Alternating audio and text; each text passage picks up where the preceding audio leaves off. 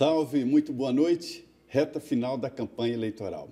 O clima está tenso, mas não pode te contaminar. Um conselho aqui, não briga com seus amigos, sua família por conta de políticos não, viu? No final, eles acabam se unindo. É o Frente a Frente, diretamente dos estúdios da Rede Vida, aqui em Brasília, acompanhando a política e nesse momento importante da democracia. As pesquisas aí estão indicando mesmo uma polarização entre o candidato Jair Bolsonaro e o candidato Fernando Haddad. Mas as urnas aqui são soberanas. E para analisar hoje aqui esta campanha, esse final de primeiro turno, de campanha de primeiro turno, o cientista político Murilo Aragão. Muito boa noite, doutor Murilo. Prazer tê-lo aqui nos estúdios da Rede Vida. Muito obrigado pelo convite. Prazer estar com vocês aqui. E nessa mesa redonda, a minha colega, parceira Denise Rotenburg. Boa noite, Denise. Boa noite, Zé Maria. Boa noite, Murilo. É um prazer receber você aqui. Murilo Aragão vai tentar desvendar para a gente aí o que acontece na política nesses últimos dias, as últimas pesquisas que apontam aí a manutenção da polarização entre Jair Bolsonaro, do PSL, e Fernando Haddad, do PT, com Ciro Gomes e Geraldo Alckmin tentando aí ganhar algum fôlego para ver se conseguem ultrapassar um dos dois e chegar ao segundo turno. Murilo tem 62 anos, é advogado, mestre em ciência política, doutor em sociologia. Murilo, é possível, a pergunta que muita gente se faz, é possível que essa eleição se encerre ainda no primeiro turno? Ou Geraldo Alckmin, Ciro Gomes tem uma chance aí de tentar chegar ao segundo? Vai ter segundo turno mesmo entre Haddad e Bolsonaro? Isso pode mudar? Enfim, são várias perguntas que as pessoas se fazem todos os dias nas ruas e nós mesmos, né, estamos fazendo essas perguntas todos os dias. Olha, é possível que a eleição possa ser definida no primeiro turno, ou melhor, não é impossível. Agora, a tendência predominante é que a definição ocorra em segundo turno, com a disputa entre Jair Bolsonaro e Fernando Haddad. Não é, como eu disse, não é impossível também que ocorra uma surpresa, uma reviravolta de última hora, mas eu não vejo o cenário posto dessa forma. Talvez o que possa ser mais provável é que, de repente, o Bolsonaro suba um pouco mais. Eu acredito que ele tem aí uma franja de votos escondidos, e que podem resultar numa maior, vamos dizer, um maior espaço em relação ao Fernando Haddad. Enfim, talvez essa possa ser a surpresa. Agora, uma definição em primeiro turno não é impossível, mas acho difícil. Eu vejo, Murilo, uma diferença entre todas as eleições, todos os processos políticos e esse. Desta vez, os líderes políticos foram expulsos do sistema. Então, essa história de dizer, depois todo mundo se une contra um, se une contra outro, a impressão é que não vai funcionar, porque não adianta também dizer que o chefe político está determinando, ou mandando, ou sugerindo que se vote em alguém, né? O eleitor está solto. Olha, desde o começo da campanha, ou melhor, desde o começo da pré-campanha, duas narrativas foram se posicionando como as predominantes. Uma, a narrativa do Lula, em torno de toda a questão do seu julgamento, do seu legado, do passado, contaminado também pela questão do golpe, do impeachment, enfim, de toda essa narrativa ocupou um espaço, teve um apoio por conta do próprio julgamento que ele sofreu, né, todo o drama do julgamento, depois todo o drama em torno da sua candidatura, então se ocupou um espaço no imaginário do eleitor a questão Lula, ponto. Do outro lado, uma outra narrativa foi se formando e que escolheu o Bolsonaro. Eu não digo até que o Bolsonaro tenha escolhido essa narrativa, acho que houve uma comunhão de uma narrativa antipolítica que encontra um candidato que tem essa postura antipolítica. Então, houve ali uma comunhão de narrativa com postura. Essas duas narrativas estão predominando desde o ano passado. Se olharmos as pesquisas, elas são... Para você não tem novidade. Não tem novidade. Eu me dei conta de que em maio e que se estabelecia aí uma espécie de incômodo analítico para mim, a resiliência do Bolsonaro. Então, eu entendi que ele tinha uma narrativa que ele até não dominava tanto a narrativa, e que o que acontecia era muito mais uma mobilização em torno do candidato do que uma campanha eleitoral em torno do candidato. O que a gente percebe, então, é que o movimento Bolsonaro é maior que ele e há uma rejeição ao sistema político como um todo, é isso? Exatamente. E não só ao PT? Não só ao PT, exatamente. É uma rejeição ao mundo político como um todo. Mas ele também é político, né? Sim, mas ele não é perseguido... Mas ele construiu um discurso contra a política, né? Na verdade, eu não vejo que a rejeição antipolítica seja antipolítico, mas sim anti o político que faz uma política que a população não gosta. Tradicional, né? Ou a política mais identificada com os escândalos da Lava Jato. Por quê? Porque, no final das contas, todos os grandes partidos ficaram envolvidos na Lava Jato, e o Bolsonaro não está envolvido na Lava Jato. O fato central é que o grande vetor de influência dessa campanha é a Lava Jato. A Lava Jato estabeleceu um marco e dividiu políticos entre políticos Lava Jato e políticos não Lava Jato. E o Haddad, claro que consegue prevalecer. Primeiro, ele pessoalmente não é Lava Jato, mas o PT é, mas também se cria ali uma narrativa contra a Operação Lava Jato. A Lava Jato não é unanimidade, ela tem, sei lá, 60%, 70% de aprovação. Agora, eu concordo plenamente com essa sua avaliação. Agora, esse movimento, que eu considero maior até do que o Bolsonaro, né, e que adotou o Bolsonaro, e o Bolsonaro acabou incorporando algumas teses que estavam ali soltas, por exemplo, as teses de direita, né, de privatização, de não estatização, que era até incoerente com a atividade política dele e tal, mas o certo é que esse movimento incorporou o Bolsonaro. E eu nunca vi nada parecido, quer dizer, inverteu a lógica da política. Qual é o resultado disso? Bom, em primeiro lugar, é importante a gente entender que o Bolsonaro, ele antes da questão econômica, ele representa também uma expressão cultural e social. Há um certo fastio, um certo cansaço de parte da sociedade com o discurso politicamente correto. Isso existe. Existe uma certa preocupação de setores da sociedade com questões de costume, né, de ideologia de gênero, de educação sem partido ou educação com partido, quer dizer, todo um debate cultural e social que encontra eco numa parte da sociedade. Há também uma parte da sociedade que se sente não representada nas autoridades no que diz respeito à educação, no que diz respeito à saúde e principalmente no que diz respeito à segurança pública. Há como uma superestrutura o fracasso econômico do governo Dilma, que legou a pior recessão da história do Brasil, cujos efeitos ainda são sentidos na economia. Então, isso tudo junto serviu como massa, ou como elementos, caldo de cultura, de cultura que favorece o Bolsonaro e que a política tradicional não trouxe respostas adequadas. Esse é o fato. A política tradicional não deu as respostas adequadas e, por isso, ele se beneficia.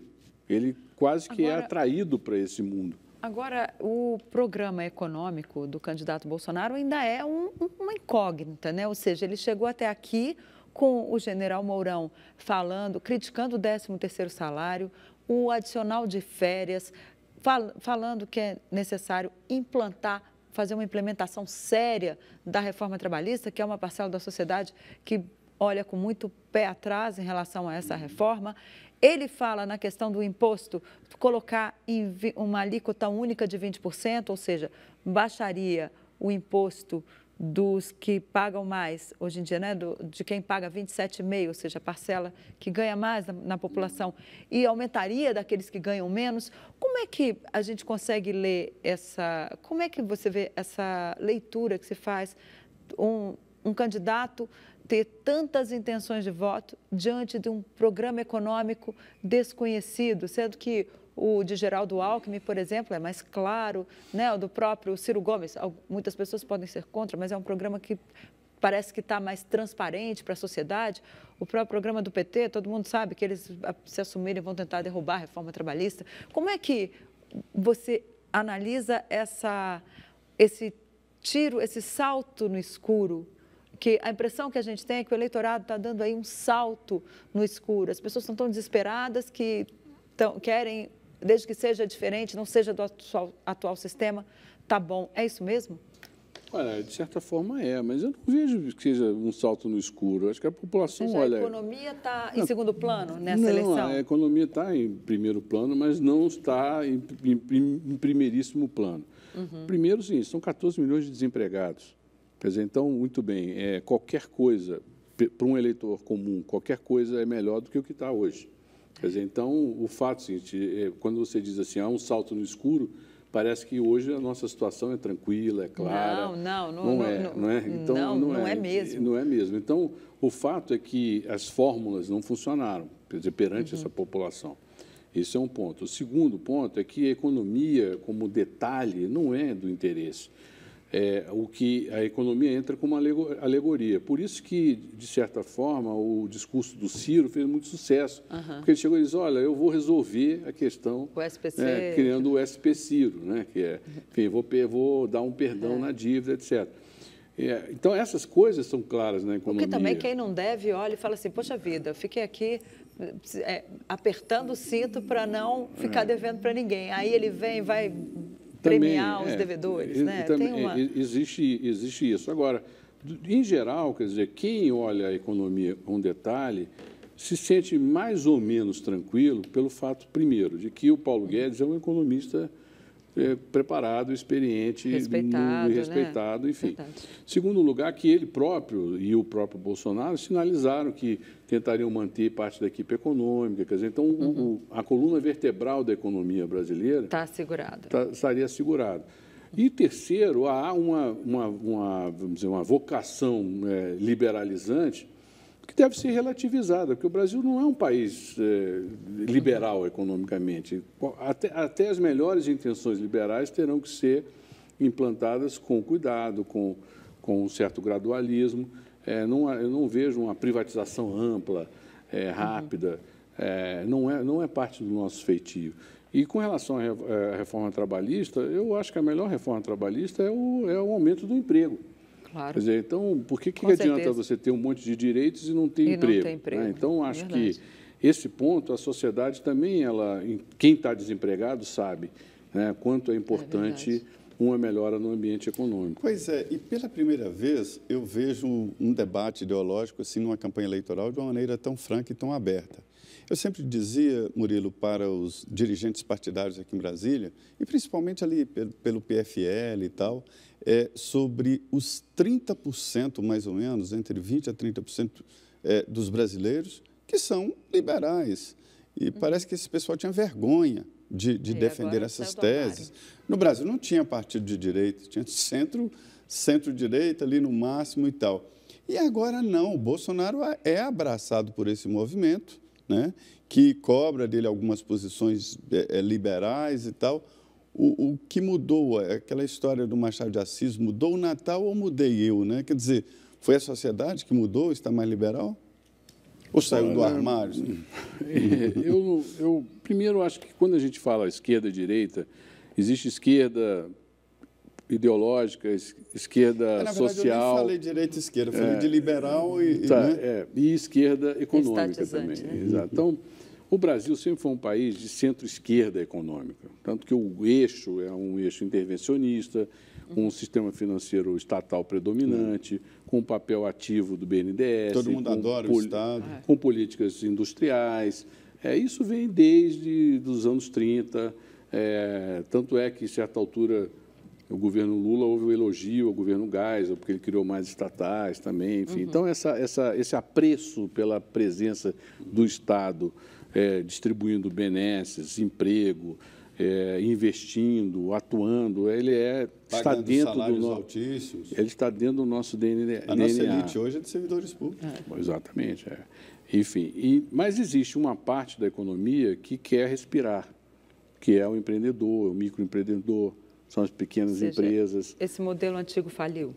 Esse modelo faliu porque não tem como pagar. Não está conseguindo gerar emprego e não consegue pagar. Porque se ele fosse autossustentável, por exemplo, se a previdência dos funcionários públicos fosse autossustentável, Então, tudo bem, quer dizer, se você teria o privilégio sendo amparado por um esquema econômico próprio.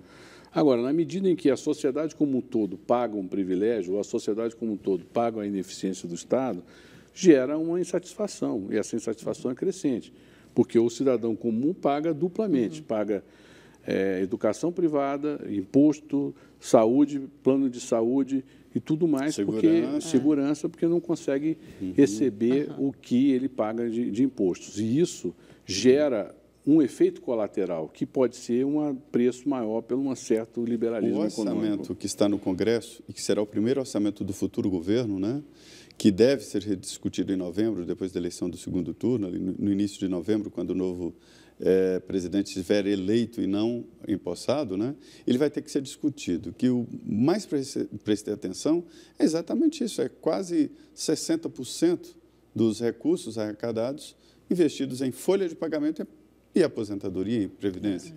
Isso no âmbito federal, porque se for para os estados, a situação é muito pior. E isso sem contar que tem um déficit de 139 bilhões no orçamento, né, do ano que vem. Que ele tem que começar a negociar no Congresso Nacional autorização para gastar. A situação que eu acho que os estados e municípios estão, né, numa situação bem pior. Mas o próximo presidente vai ter que passar um ano de corte. Ninguém, a não ser o Alckmin, né, que fala claramente sobre isso. Dizem que teria que reverter 6% do PIB em corte de despesa, o que é praticamente impossível. Ou seja, então está todo mundo propondo aí meio que terreno no céu. E já que a gente entrou nessa questão do Congresso Nacional, Bolsonaro também diz que ele vai mudar essa relação com o Congresso. Quem não estiver satisfeito, que vai ter que se adequar, porque ele não fará o toma lá da cá. A gente percebe que a renovação vai ser baixa. É possível ele levar esse novo... Tudo bem que ele, se vier com um caminhão de votos, ele pode até conseguir num primeiro momento. Mas você acha que essa fórmula, num Congresso viciado ao toma lá da cá, ele vai conseguir mudar essa relação se ele for eleito? É um desafio grande, não é? Agora, o Bolsonaro, caso eleito, ele tem uma base de apoio inicial interessante, que é a base do agronegócio, que é forte. Terá apoio da base evangélica também, e de algum setor que é forte. Os evangélicos ali pentecostais, né? Exato, pentecostais.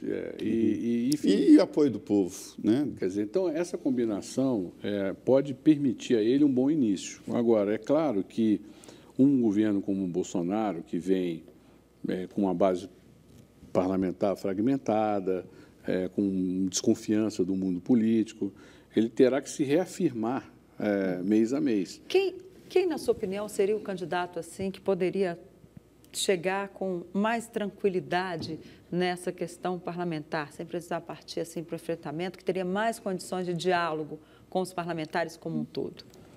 Ora, talvez o Geraldo Alckmin, mas a gente está falando agora das possibilidades matemáticas de chegar ao segundo turno.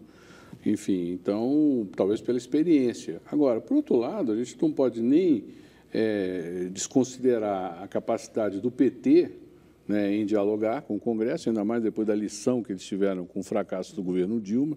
Então, eu acredito que, se o Haddad for eleito presidente, ele irá agir muito mais seguindo a cartilha do Lula, presidente, do que o da Dilma, no relacionamento com o mundo político. E o Bolsonaro tem anos, décadas de Congresso. Quer dizer, por mais que as pessoas falem, ele é baixo clero, mas ele observou como funciona. Lá desde 90, ele sabe como funciona. Não é um neófito naquela relação. Ele não é um neófito. E ele, como eu disse, parte de uma base importante.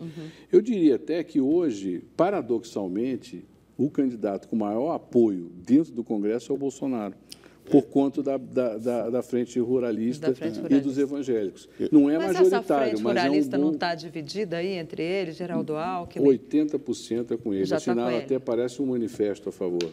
E o interessante é que a impressão que se tem é o apoio do Congresso Nacional vira um ponto negativo para o candidato.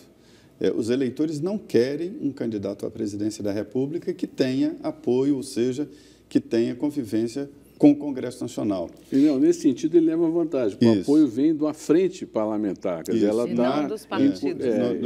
E a bancada evangélica é a mesma coisa. E aí é ponto negativo para o Geraldo Alckmin, que parece que ele vai se compor com os deputados e senadores, e os eleitores não gostam disso. Agora, o que eu queria perguntar é o seguinte, existe esta vontade de mudar para a presidência da República, e para os partidos políticos, não. Eles acabaram fechando ali o cerco e não haverá renovação no Congresso, né? Não haverá. Haverá renovação tradicional, eu acho. Eu não vejo nada demais. Abaixo da tradição, que é a tradição ali 39 e 40. Eu acho que será inferior. Pode ser inferior. Agora, há uma questão que está muito mal resolvida. A primeira realmente, os partidos se fecharam com essa questão do financiamento preferencial para os candidatos, né, à reeleição. Segundo lugar, a distribuição que favorece os partidos maiores. E o terceiro ponto é que isso que realmente é uma indecência na política brasileira são as coligações nas eleições proporcionais, porque elas mascaram completamente o caráter institucional dos partidos. Quer dizer, o que disputa a eleição em São Paulo é uma coligação Unidos Venceremos, e depois quem disputa no Rio é a coligação XPTO. Você vota e aí vai eleger outro. E aí aparece, como naqueles anúncios de remédio, esse remédio é contraindicado a dengue, né? Bem rápido. Né? A lista os partidos que fazem parte. Você vota no Tiririca, vai eleger um outro que você não sabe quem é. E o pior de tudo é que tem um efeito perverso, que é o seguinte, você tem uma coligação do partido X em São Paulo, que se coligou com o partido Y. E aí você votou no candidato do X, mas o seu candidato não atingiu o quociente na lista, então seu voto terminou beneficiando o partido Y. O partido X, no Rio de Janeiro, se coligou com o partido D. E, eventualmente, no Rio de Janeiro, o eleitor do partido X deu um voto que foi para o partido D. Então, você não consegue ter identidade partidária, porque vão chegar, por caminhos diferentes, os deputados de um mesmo partido. E com votos diferentes. Quer dizer, então, eventualmente, você pode ter partidos que apoiam o aborto contra os partidos contra o aborto numa coligação. Uma coligação e você única. Votando. Então, essa questão precisa ser resolvida urgentemente. E ela pode ser resolvida de uma forma simples. Basta o Supremo Tribunal Federal reconhecer que os partidos são instituições de caráter nacional e que devem ter uma coligação que expresse uma vontade nacional. Ok, Murilo. Bom, então o futuro presidente terá mesmo muito o que fazer. Nós vamos ficando por aqui, desejando a você um bom voto. Antes, eu queria agradecer ao Murilo pela sua presença aqui. Muito obrigado, Denise. Zé Maria, mais um Frente a Frente. Pois é, e o novo presidente terá muito o que fazer e nós também vamos acompanhar. Exatamente, olha. E a você que nos assistiu, uma boa noite. Fique agora com o Jornal da Vida. E domingo, não se esqueça, bom voto. E vá votar, porque se você não escolher o seu candidato, alguém vai escolher por você. Até a semana que vem.